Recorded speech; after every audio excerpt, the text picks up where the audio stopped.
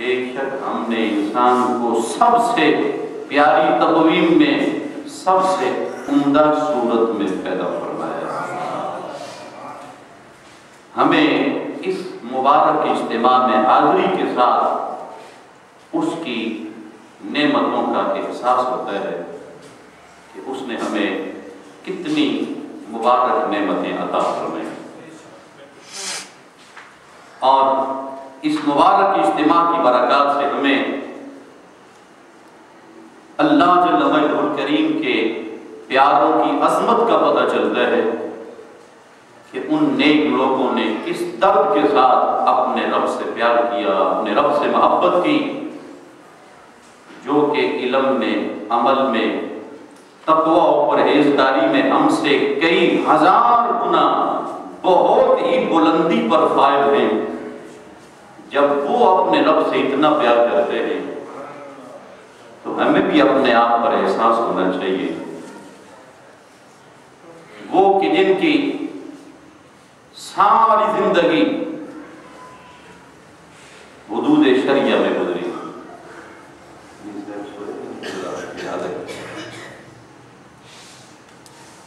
جسے نیند آئے وہ تازہ وضو کر کے جمعہ 8 دن کے بعد آتا ہے۔ جی توجہ،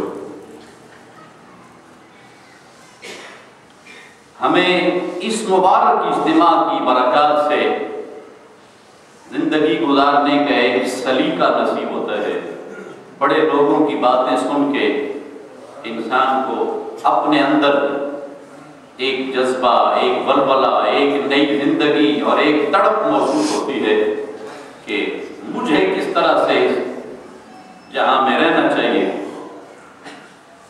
یہ ربیع الثانی شریف کا ماہ مبارک ہے، جس میں حضرت محبوب سبحانی قطب ربانی شاہ باغ لامکانی سیدنا حضور شیخ سید عبد القادر جیلانی رضی اللہ تعالیٰ عنہ کا عرس مبارک منایا جاتا ہے۔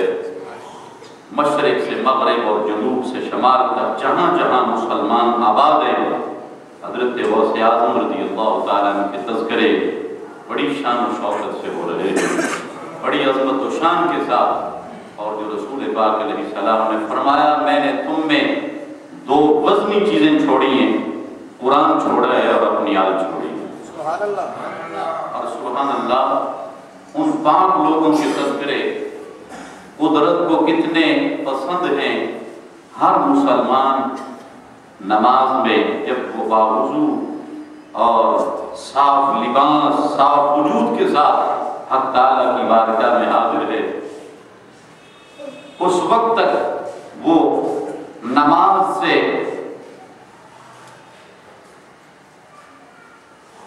میں رہے گا، اور اس وقت تک وہ سلام تک نہیں پہنچ رہا جب تک اس نے حضور کی آل کی بارگاہ میں ہدیہ درود نہیں پیش کر لیا۔ اس لیے کہ جب تک حضور کی آل کی بارگاہ میں ہدیہ درود پیش نہیں ہوا، مسلمان کو اطمینان نہیں کہ میری عبادت قبول ہوگی یا نہیں ہوگی۔ جب درود و سلام آ جائے گا تو اللہ تعالیٰ اس درود کی برکت سے عبادت کو حسن عطا فرمائے گا۔ حدیث پاک ہے، فرمایا تم اپنی محفلوں کو درود کے ساتھ زینت عطا کرو۔ زینوا مجالسکم بالصلاۃ علیہ، میری بارگاہ میں درود پیش کرو، تمہاری عبادت کو خوبصورتی نصیب ہوگی۔ عبادت میں حسن آ جاتا ہے جب مصطفیٰ کریم کی بارگاہ میں ہدیہ درود و سلام پیش کیا جاتا ہے۔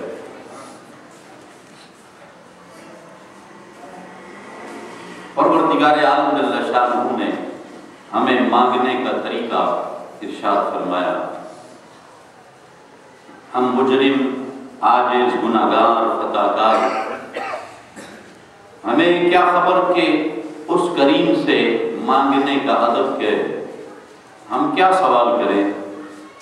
وہ اتنا مہربان ہے، اس نے اپنے مجرموں کو معافی مانگنے کا طریقہ بھی خود عطا فرمایا، اور مانگنے کا شعور بھی اس نے خود عطا فرمایا کہ میری بارگاہ میں تم جب صاف ستھرے ہو کر آ جاؤ تو میں تمہیں بتاتا ہوں تم نے مانگنا کیا ہے، تم نے سوال کیا کرنا ہے؟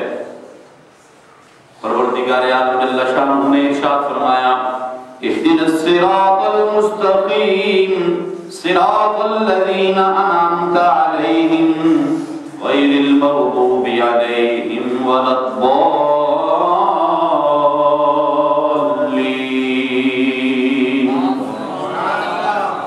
اهدنا الصراط المستقیم، رب تعالیٰ بندے کو مانگنے کا سلیقہ عطا فرما رہا ہے۔ اے میرے بندے، تم نے مانگنا کیا ہے، سوال کیا کرنا ہے؟ اهدنا الصراط المستقیم، یا اللہ ہمیں سیدھے رستے پر چلا، صراط الذین انعمت علیہم، ان کے رستے پر چلا جن پر تو نے انعام فرمایا ہے۔ ایک شخص کہے میں بڑا قاری، میں بڑا نمازی، میں بڑا زکات دینے والا اور جہاد کرنے والا، بہت نیکوکار ہوں۔ نانا،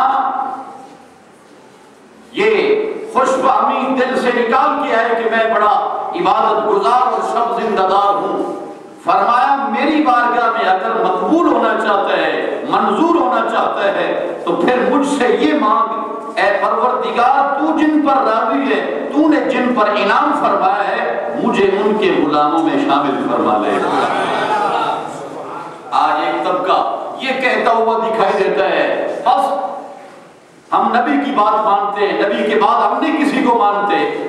اس نادان کو فاتحہ پڑھنی چاہیے، اس نادان کو قرآن پاک کی سورت کا مطالعہ کرنا چاہیے۔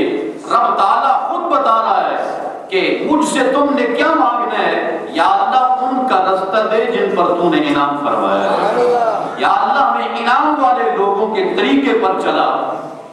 کوئی رستہ بتانے والا ہوگا تو انسان منزل پہ پہنچے گا، اور وہ جو صراط مستقیم ہے اس کا مطلب یہ نہیں ہے کہ وہ صراط مستقیم موٹر وے ہے، وہ جی ٹی روڈ ہے کہ وہاں پر آپ چلیں سیدھا آپ اللہ تعالیٰ کے پاس پہنچیں گے، نہیں، ایسے نہیں پہنچیں گے۔ وہ رستہ، وہ طریقہ ہے جو اللہ نے اپنے محبوبوں کو عطا فرمایا ہے، اپنے پیاروں کو اللہ رب العزت نے جو طریقہ عطا فرمایا ہے وہی سیدھا رستہ ہے۔ جس رستے پہ غوث اعظم ہوں، حضرت فیض عالم ہوں، غریب نواز ہوں، چشتی، قادری، سہروردی، نقشبندی ہوں، وہی رستہ ہے جو خدا تک پہنچ رہا ہے۔ یہ رہنما ہے اس رستے کے۔ اور سبحان اللہ، پروردگار عالم جل شانہ ایسے بندوں سے کتنی محبت فرماتا ہے، کتنا پیار فرماتا ہے۔ حدیث پاک میں آتا ہے کوئی اتنے شوق کے ساتھ قرآن کی تلاوت نہیں سنتا جتنے شوق کے ساتھ خدا بندے سے قرآن کی تلاوت سنتا ہے، جتنے شوق سے وہ سنتا ہے، فرمایا کسی میں اتنا شوق نہیں ہوگا۔ اور وہ لوگ کتنے پاک ہیں جو اس یقین کے ساتھ کھڑے ہو کر باوضو سر جھکا کے قرآن کی تلاوت کرتے ہیں، وہ اس یقین کے ساتھ قرآن پڑھ رہے ہیں کہ میں اپنے رب کو سنا رہا ہوں۔ اے کاش کہ یہ درد پیدا ہو جائے، یہ ذوق پیدا ہو جائے کہ میں اپنے رب کو سنانے کے لیے چلا ہوں۔ ایک بچہ جب وہ اپنے استاد محترم کو، قاری صاحب کو، ایک عالم دین کو سبق سنا رہا ہے تو ہاتھ بند بڑے ادب کے ساتھ سنا رہا ہے کہ استاد موجود ہیں، میں ان کو قرآن سنا رہا ہوں۔ ہزار سلام عقیدت ان پاک لوگوں کے لیے جو اس یقین سے قرآن پڑھتے ہیں کہ میں اپنے رب کو سنا رہا ہوں۔ حضرت غوث اعظم عبد القادر جیلانی رضی اللہ تعالیٰ، آپ اس یقین کے ساتھ قرآن پڑھ رہے ہیں، کھڑے ہاتھ بندے ہیں، اور ایک رات نہیں، دو راتیں نہیں، 40 سال تک کھڑے ہو کے ہر رات پورا قرآن اپنے رب کو سنایا ہے، اپنے رب کو سنا رہے ہیں۔ خدا کتنے شوق سے ایسے پاک لوگوں کی زبان سے اپنے مبارک کلام کی تلاوت سنتا ہے، اور رب انہیں توفیق دیتا ہے۔ رب انہیں توفیق دیتا ہے